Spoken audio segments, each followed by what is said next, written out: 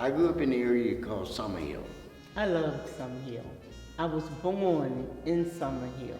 You could go anywhere in Summerhill because it was a lot of the older people would be on the porch, and before you could get into any wrong, they would be calling your parents. I don't know how everybody had everybody's telephone number, so. Went all the way to Boulevard, and that was the end of Summerhill per se as for black people. But Summerhill also was for white people, but we were just divided. In the 60s is when the neighborhood really started changing and people started moving to the west side, and you know, that was a big deal. Our stores, the stores that were left, they all closed down because in the 60s, after the Civil Rights Bill was passed, the 1964 Civil Rights Bill was passed, and we had access, equal access to things that we otherwise would not have had access to. We could come to Peachtree Street and shop. That was a big deal. We didn't have to go to Auburn Avenue, or we didn't have to shop in Summerhill. We could come up to Peachtree Street to Regenstein's and the Mirror Shop and some of those places that we had never been able to. We could shop there, but we couldn't try on clothes. Does that make sense? They go through the back door too. Or if you were going to eat downtown, you had to eat in a window somewhere, and everybody else could sit down in a restaurant and eat. Actually, you had to get your food and take it home. That's right. That's right. You could go to a window and get some food, and then you would have to take it home. You couldn't sit down. So when all that changed and we dispersed to other neighborhoods, there was not that sense of family. We lost that. Yeah. We really did. The house that I lived in, my house was between two other houses. And each house had a porch. I had a porch on my house on Little Street. And the way I valued my porch and my family, we could sit on the porch. We had a swing and some chairs. And my mother was a, what you call it, the thumb thing, where you like plants. Your green thumb. Yeah, my mother was a green thumb, and I ended up being one as well. My mother had beautiful flowers on the porch in pots, and I enjoyed looking at the flowers, so I would water them. Just sitting on the porch for me was soothing to my mind. I could sit there on a sunny day, drink a Coca-Cola, eat some crackers, and that would be it. And at the same time, I had neighbors across the street from me with porches. You could look over and see them. And if you wanted to wave, just wave. It was something soothing about sitting outside in the fresh air, looking at the trees, the sun. And what I also like about the children back in that day, we played outdoors. We dug in the dirt. We got our hands dirty in the mud. The kids today don't know that. They don't even walk in the yard to see what is in the yard. What kind of rocks, what kind of insects. We knew those things because we were in the yard. My sisters and I, we played playhouse in my backyard. We had a big backyard. We would take our little tea sets and chairs in the backyard that we would get for Christmas. We would fix the backyard as if it was a house. We would section off the ground. We did, literally section off the ground in rooms, living room, kitchen, and we would have a playhouse in the backyard. My sisters and I, we love to do that. Children today do not play outdoors on the land. And my mother had 7 children, and my parents were both entrepreneurs. And in my particular neighborhood, there were many professional people. We had teachers, we had one doctor, we had professional jazz group called the Toki Trio.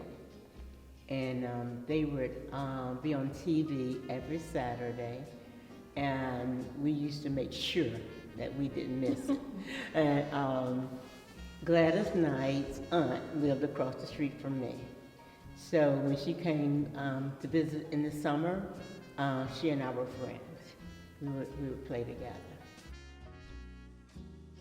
The churches in Summerhill, we had a church almost on every corner, every 2 or 3 corners.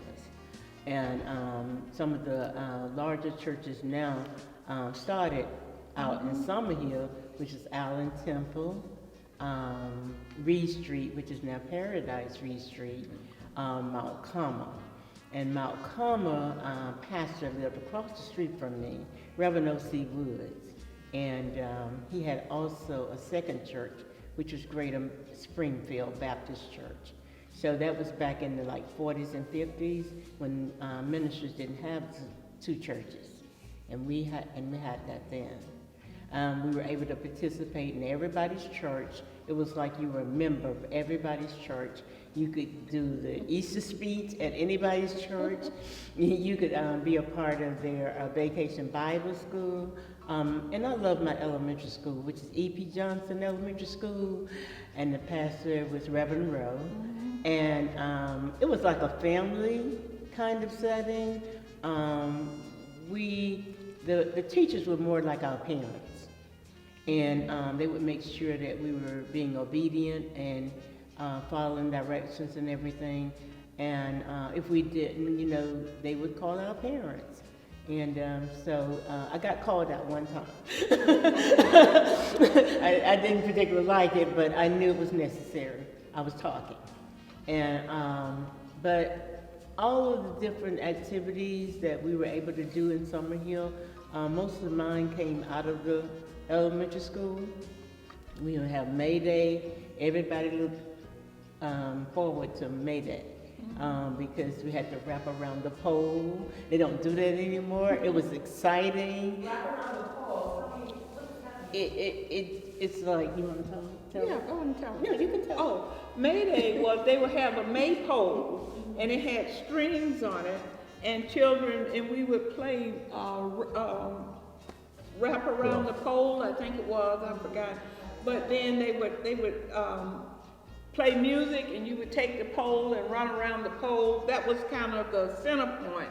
But then each group, each grade level would do a dance, and a lot of times it was Mexican dances or Chinese dances. Now they call it diversity, but we would do different things to represent different countries, and May Day was extremely big. It wasn't just the school, it was the community that got involved in it. So, and the whole community got involved in what we call stunt night. You remember that? And because the school was the center of our community. And because we were in contained communities, everything that we did basically was centered around the church and the school. But I don't want to talk away from you. Okay. Continue. But we lived in contained communities. Now that's probably hard to understand. But there were white people in our community, there were black people in our community, but we lived totally different lives. And our communities were, I say contained, because we didn't have much reason to go outside of the community because we all grew up during segregation. So we were contained in our community. Everything we did was in our community. We went to church, we went to school, we bought things in our communities. I was mentioning the other day, we had 5 grocery stores over there. Now there are no grocery stores. We had 5 grocery stores. We had A&P. We had Colonial, we had Austin's, we had Beulah's, we had Barnett's, remember? Right. Oh, we had a dairy, we had a movie theater, we had, what did you say? A bakery and... We had a bakery, drugstores, department stores. We grew up around that. When you talk about poverty, it was very different because there were professional people all around us. You mentioned teachers, we had principals, doctors, nurses, entrepreneurs. We had the people who own the funeral home over there now lived across the street from us, the Parlors. Right. So I know you knew them too. So the Moreland Funeral Home, all those things were in our community. So I don't tell people that we grew up poor. we grew up in very rich communities, and people cared about each other. We looked out for each other. There was nothing you could do and get away with it that somebody in the community didn't tell on you. Am I right? That's right. They would tell on you. You couldn't get away with anything. You go down the street and you see an old lady and you curse, you knew you were going to get it when you got home. I'm dead serious. And to show you what kind of community we live in, the guys used to hang on the corner. And my grandmother would walk down the street, and now you have to be worried about somebody robbing you. You know what they would do? They would step in the street and tilt their hat to her and say good evening or good morning. If they were cursing, they were going to stop when she passed down the street. That's the kind of community we grew up in. Now, if you walk down the street and you see a group of guys standing there, you got to be scared they're going to rob you. We never worried about that. And so we lived in contained communities where there was a lot of love from our teachers, from our neighbors. We all knew each other, yeah. We all knew each other. I was mentioning to my brother, my mother, my grandmother is who we grew up with. And there was a man across the street from us. I hope I'm not taking your thunder here, but Mr. Beck worked. He was retired. He worked for the railroad. I don't know if you knew him. He lived on Bass Street. But about once a week, he wouldn't do this for the girls, but all the little boys in the neighborhood, he would invite them to come and sit on his steps, and he would tell them stories and give them a quarter. So they were excited to come and sit on. They would sit there patiently and listen, because he didn't have any children. They would listen patiently to his stories because they knew they were going to get a quarter. They weren't that interested in his stories, but they wanted that quarter. So, and we used to wish he would do that for the girls. But we lived in communities.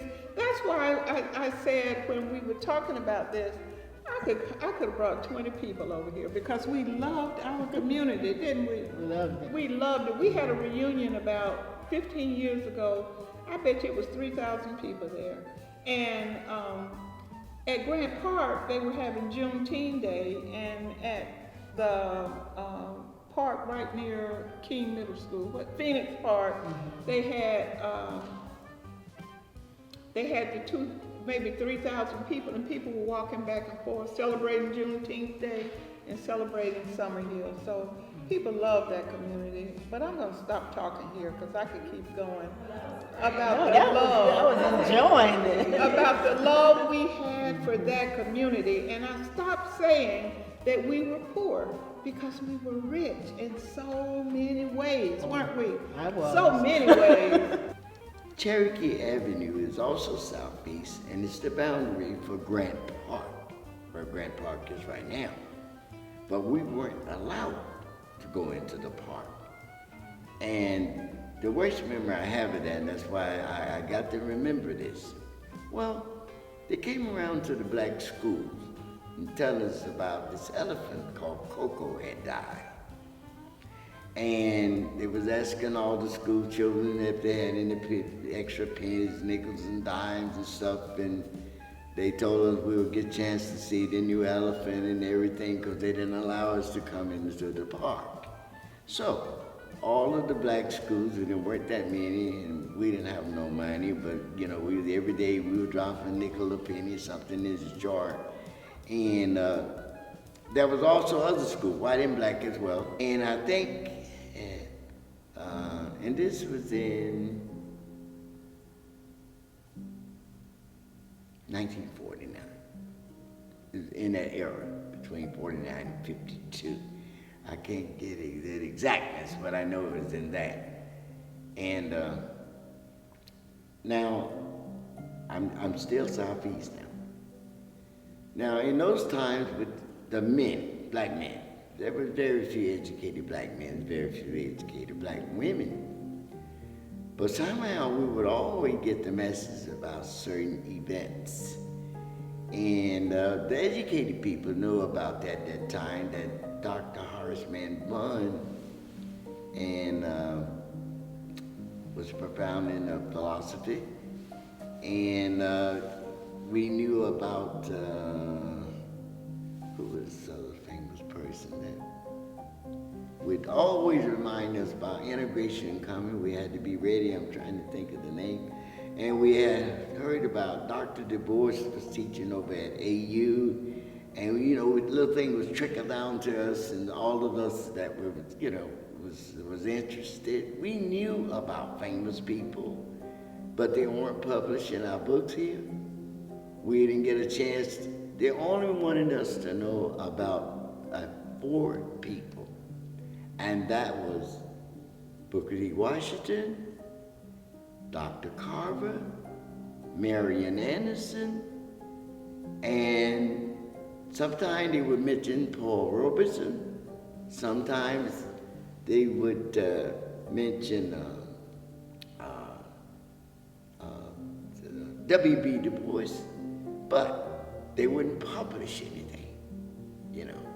And as we began to learn different aspects about these famous people and what they had done and different things, and of course, we was appalled, but you know, at those times we kept it very quiet, especially in the black community, because we were so downtrodden. You know, we didn't want to, you know, rock the boat or anything, and that's the way it was. You know?